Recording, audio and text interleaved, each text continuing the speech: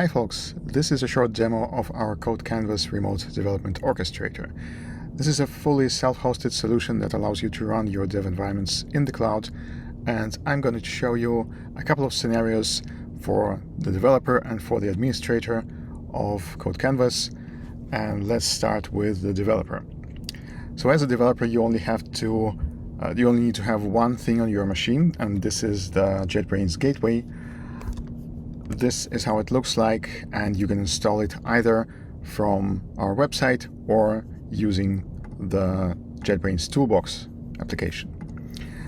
So first thing you need to do is to connect to your CodeCanvas installation. Here you have to provide the URL of this installation, and when you click continue in the browser, it will open the authentication page. You accept the Gateway CodeCanvas plugin access, and boom, you're in the gateway, you've logged in, and you can create your first dev environment.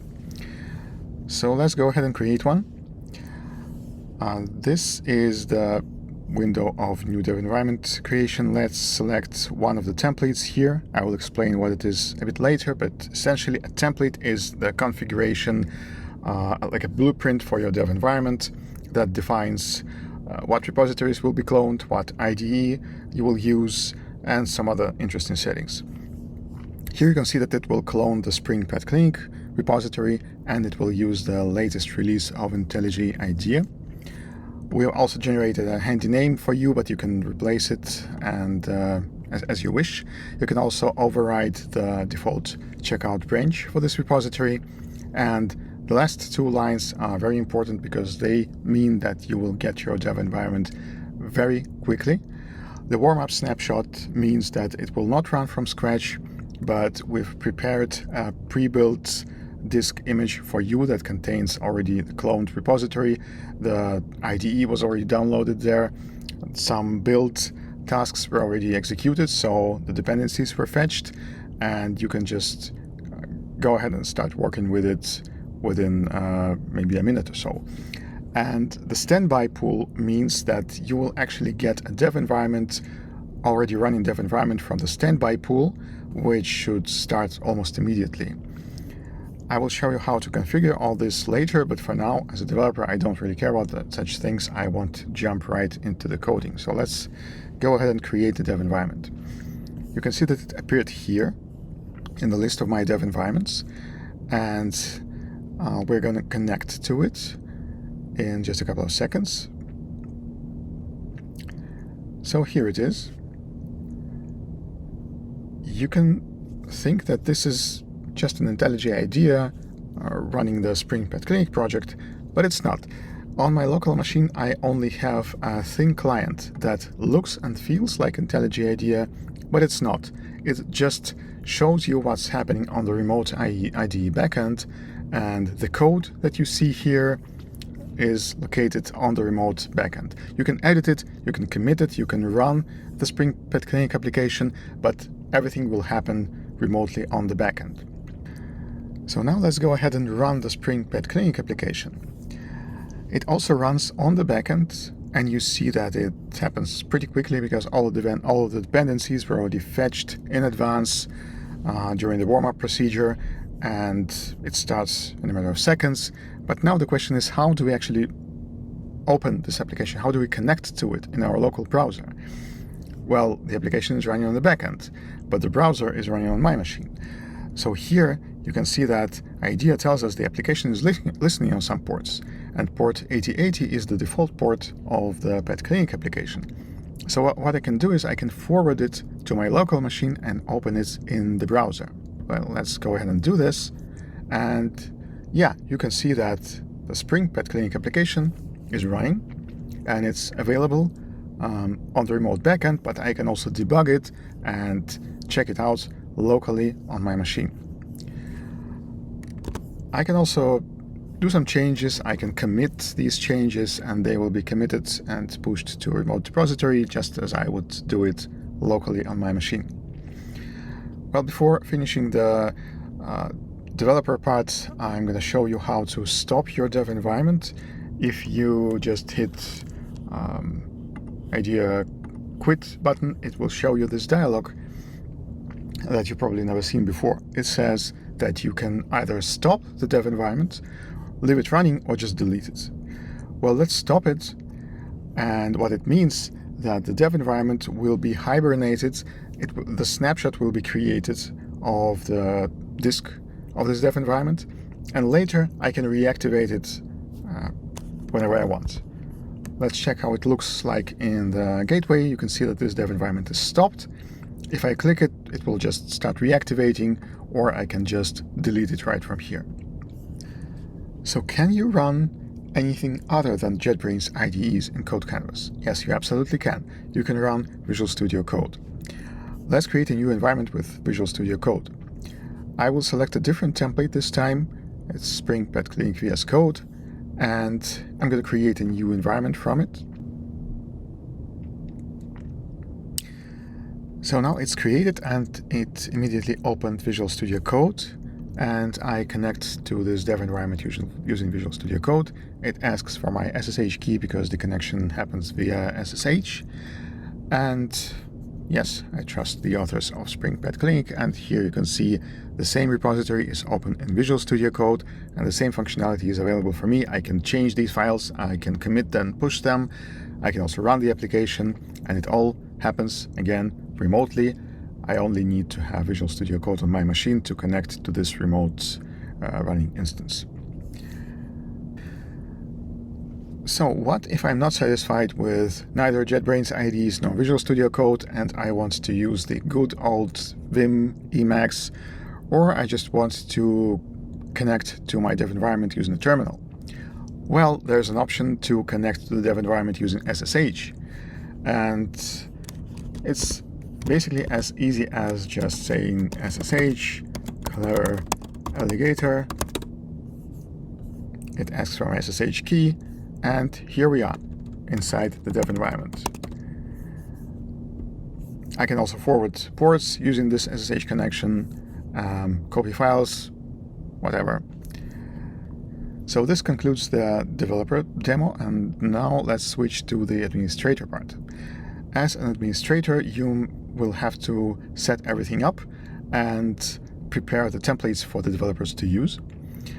So to prepare the templates, first thing you need to do is to create some repository connections.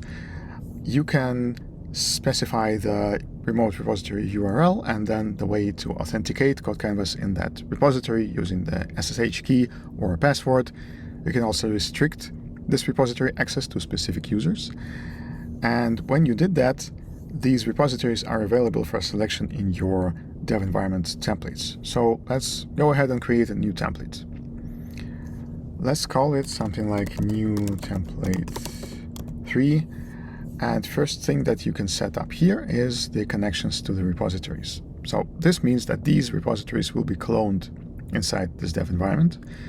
You can also add a new connection right from this dialog. And next thing you might want to set up is the instance type.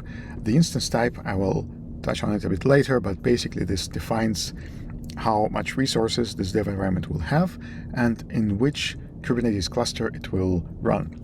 So let's keep it as a default for now. Next thing you can specify is the IDE that you need there in this dev environment. You can choose from a host of JetBrains IDEs, or you can use Visual Studio Code. And you can also specify the version of this IDE. Once you've done with these settings, some more settings are available to you. First thing that I can do is I can override the checkout branches in the repositories that I've specified. For instance, I can say that the Spring Pet Clinic repository needs to be checked out at Spring Boot 3 branch and not at the default branch. I can also specify the project roots. The project roots are the file system roots where the IDE will be open, and by default those are the roots of the repositories that are cloned. But in some cases, for instance, if you have a mono repository with multiple projects, you might want to specify the location of your project inside this repository, or maybe you may want to specify multiple paths to different projects, and you can do that in this part of the form. For instance, the first project is located here, the second project is located here, And this configuration essentially means that there will be two IDE windows with both of those projects open whenever the developer creates a new dev environment. One more thing you can do here is you can specify which IDE plugins you want to be installed into this dev environment. You can configure this by going to the JetBrains marketplace and picking the plugin that you need, going to the bottom of the page and copying this plugin ID from here. You can paste it here, and this plugin will be installed in this dev environment. You can also override some environment variables if you need. And let's look at the Startup Performance tab, because this is very important to keep your developers happy.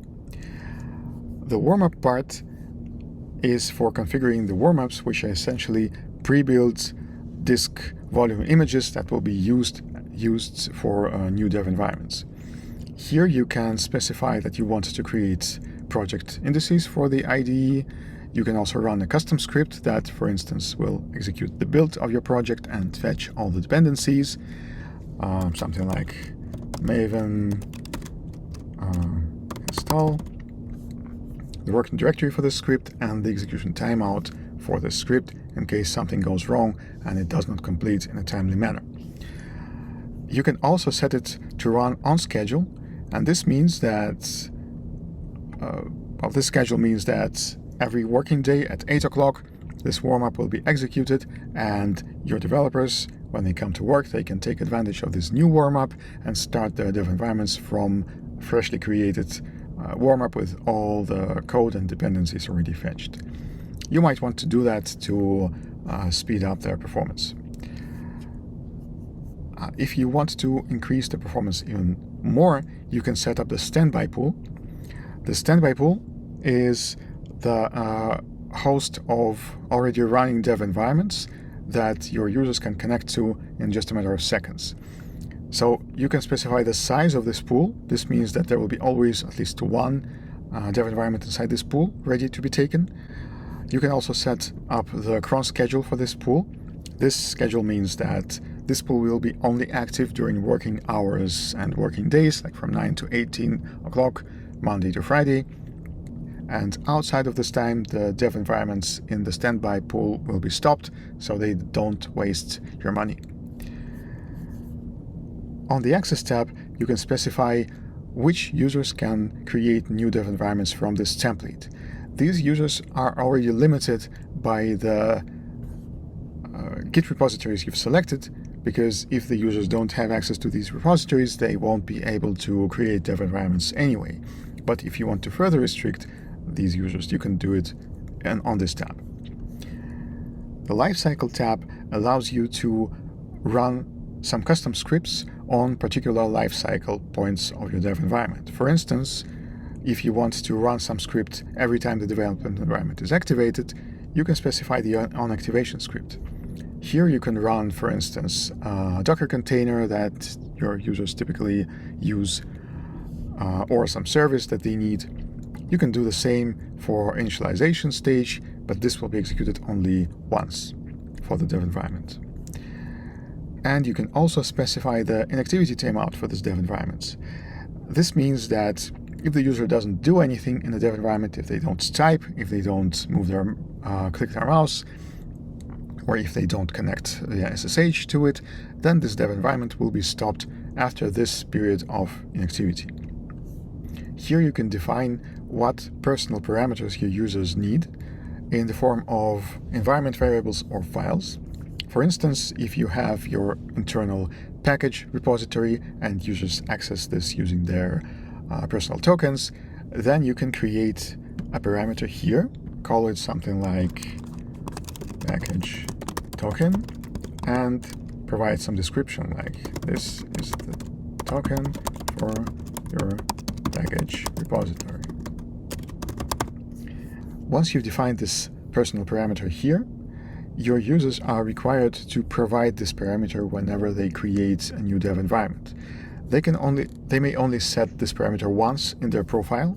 So let me go to my profile, to personal parameters section, and here there's already one parameter I've defined previously. Let's create a new one, package token 2. I paste some value here, and then I can use this token in my dev environments. This means that whenever I create a new dev environment from this template, here it is, new template 3, you can see that it requires me to provide some connection to my personal parameters.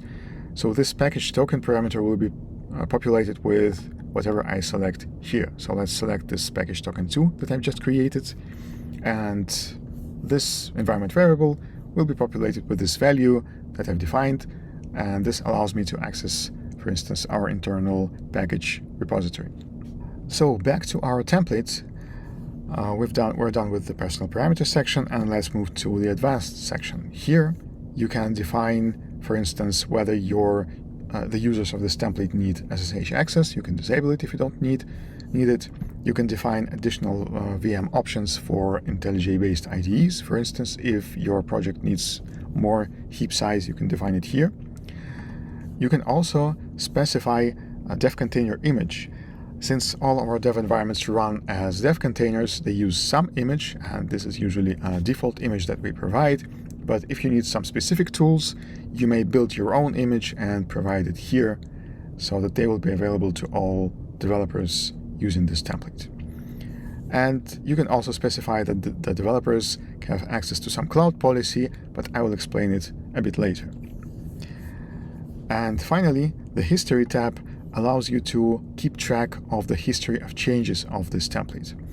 As you see, it was created by me 3 minutes ago. But if I go ahead and change something, for instance, let's go and change the branch, the checkout branch here, and save this template and open it once again and go to the History tab, you can see this change reflected here. So this is very convenient for debugging. If something goes wrong, you can always go and check out what was changed and who implemented these changes. So this concludes the template configuration demo, and now to some more advanced settings. You might ask yourself, well, when my developers run their dev environments, where those dev environments actually run? Well, this is set up in the administration section on the computing platforms tab. The great feature of CodeCanvas is that it allows you to connect any number of Kubernetes clusters where your development environments will run, and these clusters can be located in different clouds, in different regions even. So let's see how to do that. First thing you need to do is you need to create a new connection here. You can define its name. You can define the namespace where this connection will be located in your Kubernetes cluster. And you can also define the template YAML for the pods that will be created in this cluster. We also provide some handy examples for different clouds right here. So when you've created this connection, you can go to the page of this connection and you will see this script here. This is a script that you need to execute on your side to deploy our CodeCanvas operator to your Kubernetes cluster. This operator takes care of the rest. So when you've done that, you will notice that on the computing platforms page, this connection now has active state. This means that the operator was deployed successfully and it connected back to the CodeCanvas instance, and now you can create dev environments inside this Kubernetes cluster. One more thing that we need to set up is the instance types for this cluster. So the instance types will define how much resources your dev environments have. You may have multiple instance types per Kubernetes connection. So you can select the connection here that you just created. You can set up the CPU cores, the memory, the disk volume amount. And once you're done with that, you can select this instance type in the new templates configuration window. So it will be here.